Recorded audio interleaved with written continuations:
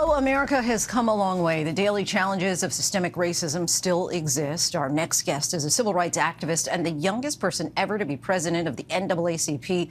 Now Ben Jealous is sharing his views on how to heal America in his new book, Never Forget Our People Were Always Free, a parable of American healing.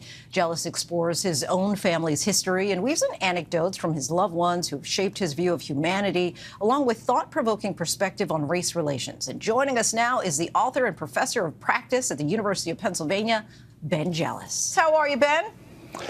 I'm great. Thank you. It's great to be with you. First, you describe your grandmother, Mamie Todd Bland, as the family griot. Not only is your book's title some words of wisdom from your grandmother, but much of it honors her teachings and her sage advice. How did you come to understand her statement and really unpack what that means, that never forget our people were always free? It never made any sense because three of her grandparents had been born into slavery. But she had said that her mother said it, her grandmother said it, her great-grandmother said it. I saw my sister repeat it. And I realized this was echoing down her maternal line. And so much of this book was me digging into where did that line start. And when I found out where it started, it shocked me. And I realized I was listening to an echo of an old battle cry from some of the earliest days of slavery. You yourself are biracial, or a descendant of not only enslaved people, but a cousin of Confederate General Robert E. Lee and President Thomas Jefferson. How do you reconcile that shared lineage? You know, there was a moment when I figured out that Robert E. Lee was our cousin, I just had to walk away from the keyboard for like a week. And, you know, ultimately, what you realize when you really dig into the experience of slavery is that there was a lot of knowledge of this just being one big family, dysfunctional family, abusive family, terrible situation beyond words. And yet when my grandmother's grandfather walked out of his house at the end of the Battle of Appomattox, he knew he was walking out of his uncle's house, that his owner was his father's brother. He knew that his father's brother was a proud cousin to Robert E. Lee, and therefore he was. And ultimately, this 17-year-old who had been born into slavery had tremendous hubris. By his early 30s, he was leader of the Black Republicans in Virginia. He would ultimately forge a partnership with a former Confederate general. Together, they built a populist third party called the Readjusters. They took over the Virginia state government. They radically expanded Virginia Tech. They created Virginia State, the first public HBCU south of the Mason-Dixon. They saved the free public schools. You mentioned this in the book. You talk about the three big lies about race. Share those with us. And the big one is that it's always been this way, so it's always going to be this way. This notion that racism is permanent.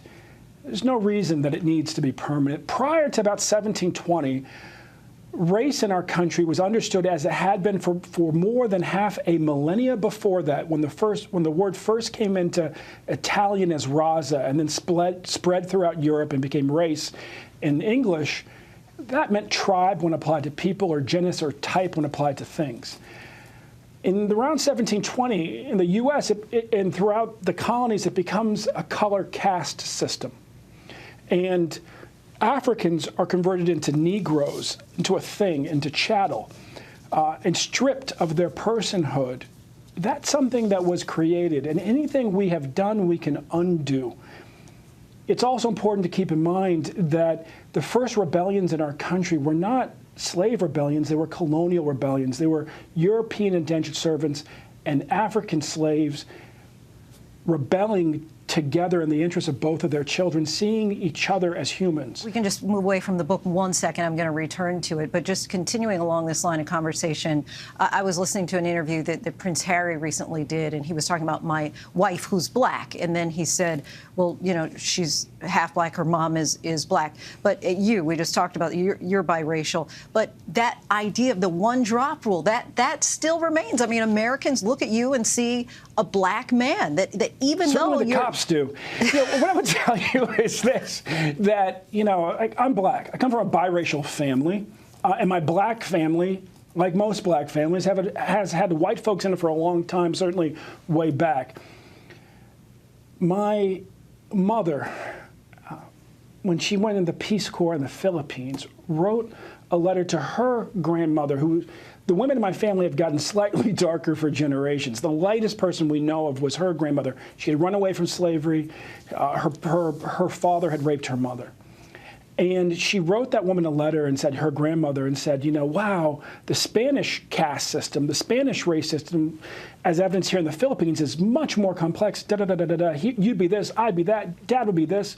She got the shortest reply she had ever received from her grandmother. She said, dear baby, thank you for the letter. You are 100% Negro. Never forget it. Love, Grandma.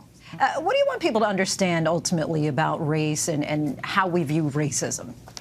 I want people to understand that we can build a United States beyond racism, and that in so doing, we will unleash tremendous potential of people of all colors.